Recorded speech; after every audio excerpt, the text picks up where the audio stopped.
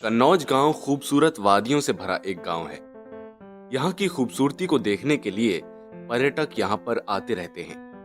लेकिन सर्दियों के दिनों में यहाँ पर बहुत ज्यादा बर्फबारी होती है, इसलिए शहर से गांव जाने वाला रास्ता जाम हो जाता है और कन्नौज का शहर से कनेक्शन भी कट हो जाता है। लगता है इस बार भी बर्फबारी ज्यादा होगी और फिर से हमारा काम धंधा चौपट हो जाएगा। अगर यहाँ पर सड़क की सुविधा ठीक प्रकार से होती तो सर्दियों में भी पर्यटक यहाँ पर आते, लेकिन सारा रास्ता बर्फबारी के कारण बंद हो जाता है। बर्फबारी में मुझे अपने मनपसंद की चीजें भी नहीं मिल पाती और यहाँ गांव में कुछ अच्छा मिलता ही नहीं है। लेकिन बर्फ में हमारा गांव कितना खूबसूरत लगता है ना?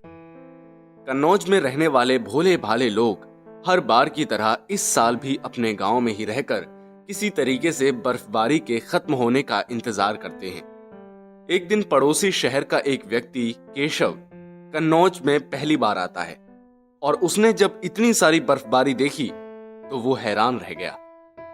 ये गांव तो कितना खूबसूरत है, लेकिन यहाँ के लोग इस मौसम में बाहर से आने वाले सामानों के लिए तरसते हैं। क्यों ना मैं एक ऐसा लकड़ी का साधन बनाऊं जो बर्फ के ऊपर चल सके। केशव गांव में ही मिलने वाले पेड़ों से एक ऐसी गाड़ी बनाता है जो बर्फ के ऊपर दौड़ सकती है और अब वो उस गाड़ी की सहायता से शहर से खाने पीने की चीजें लाकर गांव में बेचने लगता है। बहन जी, शहर से गर्मा गर्म कचौड़ी लेकर आया हूं, कहो तो एक प्लेट लगा दूं? अच्छा, कितने की है? सिर्फ 50 रुपए की है। लग तो स्वादिष्ट रही है। ठीक है भैया, 2 प्लेट लगा दो। औरत मजे लेकर बर्फ के मौसम में कचौरी खाने लगती है और उस कचौरी की बहुत तारीफ भी करती है। कुछ और भी चाहिए हो तो बता देना, मेरे पास एक ऐसी गाड़ी है जिसे मैं बर्फ पर दौड़ा सकता हूँ। मुझे ग्रीन कलर का लहंगा चाहिए। क्या है कि एक हफ्ते बाद मेरी बहन की शादी है ना। हाँ, क्यों नहीं। आप मुझे पैसे एडवांस में दे दीजिए, मैं कल शहर से ले आऊंगा। औरत केशव को 1000 एडवांस में दे देती है। ये लो भैया, सुंदर जरी का लहंगा मेरे लिए लाना ताकि सब मुझे ही देखते रह जाएं। भाई साहब, शहर से गर्मा गर्म आलू कचौड़ी लेकर आया हूं, कहो तो एक प्लेट लगा दूं? कचौड़ी, वो भी इतनी बर्फबारी में? हाँ भाई, लगा दो, बहुत भूख लगी है, जल्दी से लगा दो। केशव गर्मा गर्म कचौरी आदमी को देता है। आदमी बड़े चाव से खाने लगता है। कचौड़ी तो आपकी बड़ी स्वादिष्ट है। तुम इतनी बर्फबारी में कचौड़ी कहां से ले आए हो? क्योंकि इतनी बर्फ में तो इस गांव में कुछ भी नहीं उगता है और शहर से भी सामान लाना काफी मुश्किल हो जाता है। मेरे पास एक ऐसी गाड़ी है जो बर्फ पे भी बड़ी आसानी से चल पाती है। मैं उसकी ही मदद से शहर से सामान लाकर बेच रहा हूं। आपको शहर से और कुछ भी मंगाना हो तो बता देना, मैं ले आऊंगा। ये तो बहुत अच्छी बात है। सुनो, मेरे बच्चे के जूते फट गए हैं, तुम शहर से लेते हुए आना, मैं तुम्हें 500 रुपए दे देता हूं। अगले दिन केशव शहर जाकर वो लहंगा और जूते लेकर आता है। ये लीजिए आपका लहंगा, जैसा बोला था वैसा ही लाया हूं। वाह भैया, आपने तो मेरी मुश्किल आसान कर दी। कितना सुंदर लहंगा है। ये लो भाई, तुम्हारे बच्चे के जूते। तुम तो बहुत काम के इंसान हो केशव, बहुत बहुत शुक्रिया। ऐसे ही कुछ ही दिनों में केशव पर गांव वालों का भरोसा बढ़ने लगता है। अब केशव सभी गांव वालों की सारी जरूरतें पूरी करने लगता है। फिर कुछ दिनों बाद गांव में बर्फबारी और ज्यादा पड़ने लगती है और सारे घर बर्फ से ढक जाते हैं। लोगों का घर से निकलना एकदम बंद हो जाता है। अब केवल केशव ही गांव वालों का सहारा रहता है। भाई, मेरे घर में अनाज खत्म हो गया है, तुम शहर से मेरे लिए 10 किलो अनाज लेते आना, ये लो उसके पैसे। मेरे घर का नल टूट गया है, शहर से लेते आना, ये लो उसके पैसे। केशव की लकड़ी की गाड़ी होते हुए आपको चिंता करने की कोई जरूरत नहीं है।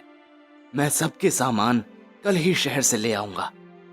एक एक करके सभी गांव वाले केशव को अपनी जरूरतों के सामान का ऑर्डर देते हैं, जिससे उसके पास एडवांस के रूप में बहुत सारा पैसा इकट्ठा हो जाता है, जिसे देखकर केशव के मन में लालच आ जाता है। इतना सारा पैसा, अगर मैं गांव वापस लौट कर ही ना आऊं तो ये लोग मेरा क्या कर लेंगे? वैसे भी सारा रास्ता तो जाम है, ये लोग मुझे पकड़ भी नहीं पाएंगे। केशव वापस ना जाने के इरादे से सारे पैसे लेकर अपनी लकड़ी की गाड़ी से शहर के लिए निकल पड़ता है, लेकिन रास्ते में ज्यादा बर्फबारी होने के कारण उसकी लकड़ी की गाड़ी फिसल जाती है और गाड़ी सीधे एक बड़े से पेड़ से जाकर टकराती है, जिस कारण केशव के पैरों में बड़ी चोट आ जाती है। अरे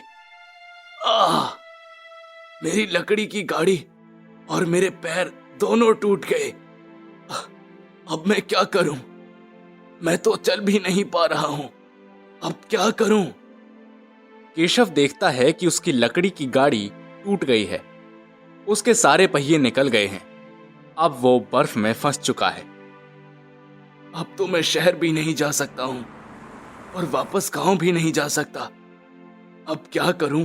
कुछ समझ नहीं आ रहा है। ऊपर से मेरे पैर भी टूट गए हैं। तभी वहां पर एक बुढ़िया आती है, जो उसे देखकर वहीं रुक जाती है। अरे बेटा, तुम तो केशव हो, क्या हुआ तुमको? दादी, मेरी गाड़ी का एक्सीडेंट हो गया है, जिस कारण मेरे पैर और गाड़ी दोनों टूट गए हैं। अरे रे, तुम ऐसा करो, मेरे घर पर चलो। मेरा घर पास ही है, मैं कन्नौज गांव की तरफ ही रहती हूँ। लेकिन अगर मैं गांव वापस गया तो गांव वाले मुझसे सारे पैसे मांग लेंगे, पर मेरे पास कोई रास्ता भी नहीं है। मुझे इस दादी के साथ जाना ही पड़ेगा। केशव बुढ़िया के साथ फिर से कन्नौज गांव में आ जाता है। केशव कुछ दिन बुढ़िया की पुरानी कुटिया में गुजारता है, लेकिन जैसे ही गांव वालों को पता चलता है कि केशव के साथ ये दुर्घटना हुई है, तो सारे गांव वाले केशव को देखने के लिए दादी के घर आ जाते हैं। क्या हुआ केशव भाई, तुम सही सलामत हो? तुम बहुत नेक काम करते हो, तुम्हें कुछ नहीं होगा केशव भाई। तुम्हारा जब तक मन हो तुम गांव में रुक सकते हो, कोई चिंता की बात नहीं है। भाई आप चिंता मत करो, आपकी गाड़ी को हम सही कर देंगे, फिर तुम अपना काम फिर से शुरू कर सकते हो।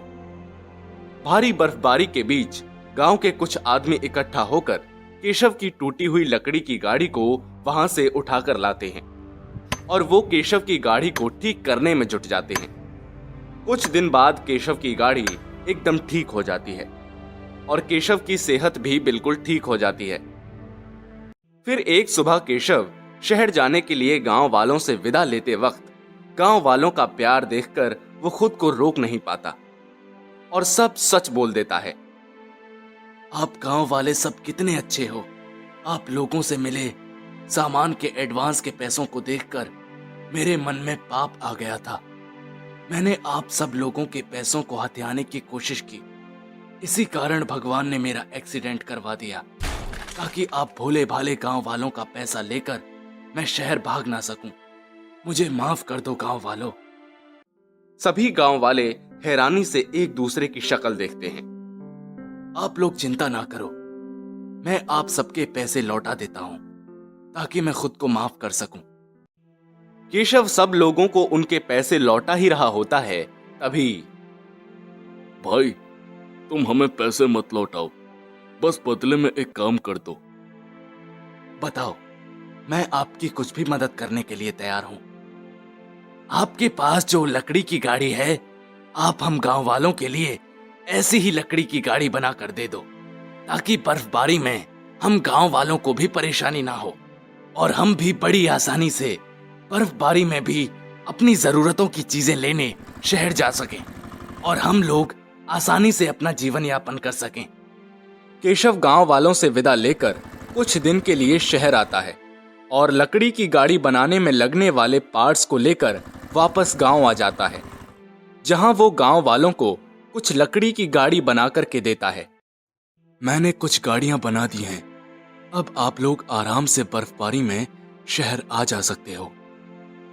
मेरी माँ की तबीयत बहुत खराब है, मैं उन्हें गाड़ी में बैठाकर शहर लेकर जाता हूँ। मेरे घर का राशन तो 15 दिन से खत्म हो चुका है। खाने की बहुत दिक्कत हो रही है। मैं भी इस गाड़ी से शहर जाकर कुछ राशन ले आता हूँ। तो फिर देर किस बात की? सब लोग एक साथ शहर के लिए निकलते हैं और अपनी अपनी जरूरत का सामान ले आते हैं। अब सभी गांव वाले खुद का सामान खुद ही शहर से ले आने लगे। तो केशव को एक और बिजनेस आइडिया सूझा।